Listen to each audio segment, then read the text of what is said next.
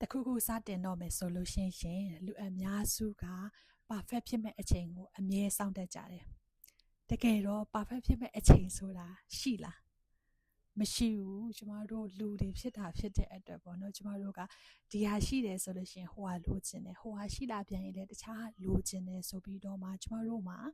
ဘယ်လိုခေါ်မလဲလူတိုင်းမှာပေါ့နော်ဒီလိုအလိုဆန္ဒမပြည့်ကြဘူးလေနော်အဲ့ဆိုတဲ့ခါကျတော့ကျမတို့မှာလည်းပဲ perfect ဖြစ်တဲ့အချိန်ဆိုတာဘေးတော့မှမရှိဘူးပေါ့နော်အဲ့ဒါဆိုတော့ဘာကြောင့်တခုခုစတင်ဖို့အတွက် perfect ဖြစ်တဲ့အချိန်ကိုစောင့်နေမှာလဲကိုစတင်ခြင်းကပဲကိုကို perfect ဖြစ်လာစေတာဖြစ်တယ်ပေါ့နော်ဒါလေးကိုအားလုံးကို share လုပ်ပေးခြင်းနဲ့ဒီနေ့မှာကျွန်မအားလုံးအတွက်ဒါ story လေးတစ်ခုကိုပြောပြမယ်ပေါ့နော်အခုဒီပုံမှာပြထားတဲ့အမျိုးသမီးတယောက်ကဆိုလို့ရှိရင်သူကအခုချိန်မှာဆိုလို့ရှိရင်ဒါကျွန်မတို့ရဲ့ coach တယောက်ဖြစ်တယ်ပြီးတော့မှစီးပွားရေးမှာအရန်အောင်မြင်နေတဲ့လူတယောက်လည်းဖြစ်နေပြီပေါ့နော်သူက BNN လူမျိုးတယောက်ဖြစ်တယ်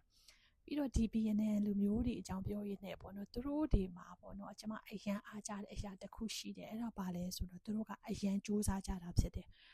တချို့လူတွေဆိုလို့ရှိရင်ပေါ့နော်ကျမတို့တက်တောင်အင်္ဂလိပ်လိုအားနည်းတယ်ဆိုလို့ရှိရင်သူတို့ကကျမတို့တက်တောင်ပို့ပြီးတော့မှအားနည်းတဲ့လူတွေအများကြီးကိုတွေ့ဘူးတယ်ပေါ့နော်ဒါပေမဲ့သူတို့ကအင်္ဂလိပ်လိုအားနည်းလို့ဆိုပြီးတော့မှသူတို့ကိုအဟန့်တာမဖြစ်စေဘူးသူတို့ကအရန်စူးစမ်းတာဖြစ်တယ်ပေါ့နော်အဲ့ဒီအတွက်ကြောင့်မို့လို့အောင်မြင်လာကြတော့လည်းအများကြီးတွေ့ရတယ်ပေါ့နော်ဟုတ်အဲ့ဆိုတော့ဒီအမျိုးသမီးရဆိုလို့ရှိရင်သူက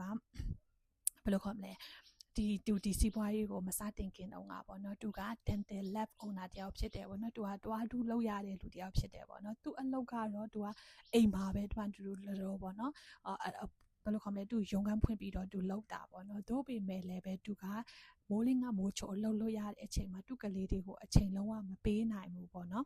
အချိန်မပေးနိုင်ဘူးဖြစ်တယ်ပြီးတော့သူကလေးတွေကတခုခုပေါ့နော်ဒီကျောင်းမှာ activity တခုရှိလို့သူ့ကိုခေါ်တယ်ဆိုလို့ရှိရင်လည်းနောက်ကြမှလိုက်မယ်ပေါ့နော်နောက်မှပေါ့နော်သူတစ်ချိန်လုံးအဲ့လိုပြောနေရပေါ့နော်တကယ်တော့နောက်မှဆိုပြီးတော့မှဘယ်တော့မှလည်းပဲအဲ့အချိန်ကမရောက်လာဘူးပေါ့နော်သူ live ကတလို့ပဲဖြတ်တန်းလာခဲ့တာပေါ့နော်အဲ့ဒီအချိန်မှာသူဒီစီးပွားရေးလုပ်ငန်းအခွင့်အလမ်းကိုတွေ့တယ်ဆိုတာသူတွေ့တဲ့အချိန်ကလေသူ့မှာ social media တောင်မရှိဘူးပေါ့နော်သူက social media လည်းမတုံးတက်ဘူးပေါ့နော်နီးပညာဆိုလို့ရှိရင်တကယ်ကိုမှဘာကိုအတွေ့အကြုံမရှိဘူးဘာမသိတဲ့လူတယောက်ဖြစ်တယ်ပေါ့နော်သူ့အမရဲ့ social media ကနေပြီးတော့မှသူဒီစီးပွားရေးကိုတွေ့တာပေါ့နော်သူ့အမတွေ့တဲ့အချိန်မှာသူကိုလာပြောပြတာပေါ့နော်ပြောတဲ့အချိန်မှာသူကစိတ်ဝင်စားသွားတယ်အိမ်ကနေပြီးတော့မှဒီလိုပေါ့နော်စီးပွားရေးကိုလှုပ်တိုင်းနိုင်တယ်ဆိုတဲ့အချိန်ကျတော့သူ့ရဲ့ဘယ်လိုခေါ်မလဲသူ့မှာအနည်းပညာမကျွမ်းဘူးဆိုတဲ့အခက်အခဲလေးရှိတယ်တို့ပေမဲ့သူတစ်ဖက်မှာပြန်စဉ်းစားကြည့်တဲ့အချိန်မှာဆိုလို့ရှိရင်သူတစ်ချိန်လုံးပေါ့နော်သူကလေးတွေကို maybe later နဲ့ပြောနေရတဲ့နှစ်ပေါင်းတွေလည်းကြာလာပြီငငယ်တဲ့နဲ့ပြောနေတာအခုဆိုလို့ရှိရင်သူသမီးအကြီးဆိုလို့ရှိရင်ဒါ high school တွားမယ်အချိန်ရောက်လာပြီပေါ့နော်အဲ့ဒီအချိန်မှာဆိုလို့ရှိရင်သူစဉ်းစားလာကလေးတွေကတစ်ချိန်လုံးမငယ်နေဘူးပေါ့နော်ကြီးလာတဲ့အချိန်မှာဆိုလို့ရှိရင်ကြီးလာလေသူကလည်းတစ်ချိန်လုံးသူကယူမဆိုင်လေကြာလာရင်သူနဲ့အဝေးဝယ်တွားကြတော့မှာပေါ့နော်သူ့ကိုလည်းပဲဘယ်လိုခေါ်မလဲသူအမေကလည်းမအားဘူးဆိုပြီးတော့မှသူ့ကိုလည်းပဲကယူမဆိုင်တော့ပဲနဲ့သူတို့ဒီပေါ့နော်သူတို့အပေါင်းတင်းနေနဲ့ပဲသူတို့တွားတော့မှာပေါ့နော်အဲ့လိုအဖြစ်မျိုးသူမလိုချင်ဘူးပေါ့နော်သူကလေးတွေကိုသူအချိန်ပေးခြင်းတယ်အချိန်ဘယ်လိုခေါ်မလဲ maybe later ပြောရတာလည်းအချိန်တွေကြာလာပြီပေါ့နော်သူဒီအချိန်တွေကိုထပ်မဖြစ်ချင်တော့ဘူးပေါ့နော်ကလေးတွေအတွက်အချိန်အတိအကပေးချင်တဲ့လူတယောက်ဖြစ်လာတယ်အဲ့အချိန်မှာဆိုလို့ရှိရင်သူဒီစီးပွားရေးကိုတွေ့တဲ့အချိန်မှာသူမှာဤပညာလုံးဝမသိဘူး social media တောင်မသုံးတတ်တဲ့လူတယောက်ကနေစတင်မယ်ဆိုပြီးတော့မှသူ့ရဲ့ live ကိုပြောင်းလဲခြင်းနဲ့ဆန္ဒတစ်ခုကြောင့်သူအရှင်ယူခဲ့တယ်အဲ့ဒီအချိန်မှာသူ့အမျိုးသားကဒီစီးပွားရေးက online စီးပွားရေးဖြစ်တဲ့အချိန်မှာလုံးဝအယုံကြည်မရှိဘူးဒါကတော့ scam ပဲ data ပါ scam ပဲဆိုပြီးသူ့ကိုလုံးဝမလောက်ခိုင်းဘူးပေါ့နော်အဲ့ဒီအတွက်ကြောင့်မို့လို့သူ့အမျိုးသားမတိတဲ့အချိန်မှာသူဒီစီးပွားရေးကိုခိုးပြီးလောက်ကန်ရတယ်အဲ့လိုကနေသူအခုဆိုလို့ရှိရင်ဒါအောင်မြင်လာတဲ့သူတယောက်ဖြစ်တယ်ဆိုတဲ့အရာလေးကိုအားလုံးကို share လုပ်ပေးချင်တာဖြစ်တယ်ပေါ့နော်သူဆိုလို့ရှိရင် perfect ဖြစ်မဲ့အချိန်ကိုလာစောင့်နေမယ်ဆိုလို့ရှိရင်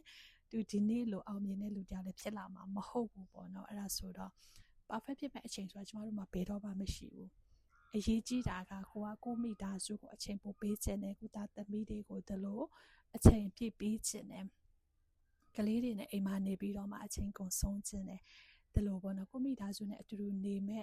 ေရမယ့်အခွင့်အရေးပေါ့နော်အတူတူအချိန်ပိုပေးနိုင်မယ့်အခွင့်အရေးကိုတွေးတဲ့အချိန်မှာဒါအကြောင်းပြချက်တွေမရှာနေဘဲနဲ့ပေါ့နော်အရှင်ယူပြီးစတင်လေးလာရင်တင်ယူရင်းနဲ့လောက်ကရင်တဲ့အချိန်မှာသူတို့အောင်မြင်လာတယ်လူတယောက်ဖြစ်လာတယ်ဆိုတဲ့အရာလေးကိုအားလုံးကို share လုပ်ပေးခြင်းနဲ့ အဲ့ဒါကြောင့်မို့လို့ကျမရဲ့မိတ်ဆွေတငယ်ချင်းတွေအားလုံးလည်းပဲကိုကအခုချိန်မှာfull time job လုပ်နေတာဖြစ်ပေါ့နော်ကိုအခြားအလုပ်တစ်ခုလုပ်နေတယ်ဒါပေမဲ့မိသားစုနဲ့အဝေးမှာတယောက်တနေရာစီဖြစ်နေတယ်မိသားစုအတူတူနေရဖို့အတွက်ပေါ့နော်ကျမတို့မှာတလို့မိသားစုအချိန်ပိုပေးခြင်းနဲ့တလို့ကိုယ့်ရဲ့ dream တစ်ခုခုရှိတယ်ဆိုလို့ရှိရင်လက်ရှိအလုပ်လုပ်ရင်းနဲ့တပြိုင်တည်းလောက်ကင်လို့ရတယ်ဒီစီးပွားရေးအခွင့်အလမ်းကိုလေးလာကြည့်စေချင်တယ်။ဘာကြောင့်လဲဆိုတော့ကိုကလက်ရှိအလုပ်လုပ်ရင်းနဲ့တပြိုင်တည်းလောက်ကင်နိုင်တာဖြစ်တဲ့အတွက်ကျမတို့ကဆုံးရှုံးမှုမရှိဘူး။ပြီးတော့ဒီစီးပွားရေးမှာလည်းပဲကျမတို့ကအစမ်းလေးလာပိုင်းခွင့်နဲ့ပေးထားတာဖြစ်တယ်။အဲ့ဒါဆိုတော့ကိုကဒါကိုအတွက်တကယ်အခွင့်အရေးဟုတ်မဟုတ်ဆိုတာတခြားအရှင်ယူပြီးလေ့လာကြည့်ဖို့ကျမအနေနဲ့အားလုံးကိုဒီနေ့မှာပေါ့နော်ဒီအမျိုးသမီးတယောက်ရဲ့ story လေးနဲ့အားလုံးကိုလာ share လုပ်ပေးလိုက်တာဖြစ်ပါတယ်။ perfect ဖြစ်မဲ့အချိန်ဆိုတာဘယ်တော့မှမရှိဘူးအဲ့ဒါကြောင့်မို့လို့အရှင်ယူဖို့အတွက်ပဲကိုယ်တိုင်က decision ချရမှာဖြစ်တယ်နော်အဲ့ဆိုတဲ့ဟာကြတော့ဒီနေ့ပဲအရှင်ယူပြီးလေ့လာကြည့်ဖို့အားလုံးကိုဖိတ်ခေါ်တယ်စိတ်ဝင်စားတယ်ဆိုလို့ရှိရင်ကျမရဲ့ website ဖြစ်တဲ့ www.ttsen.com မှာနာမည်နဲ့ email ထည့်ပြီးတော့မှ register လုပ်ပြီးလေ့လာကြည့်ပါကျမကိုယ်တိုင်က mentor တယောက်အနေနဲ့အကောင်းဆုံးကူညီပေးတော့မှာဖြစ်ပါတယ်အားလုံးပဲကျေးဇူးပါဘိုင်ဘိုင်ပါ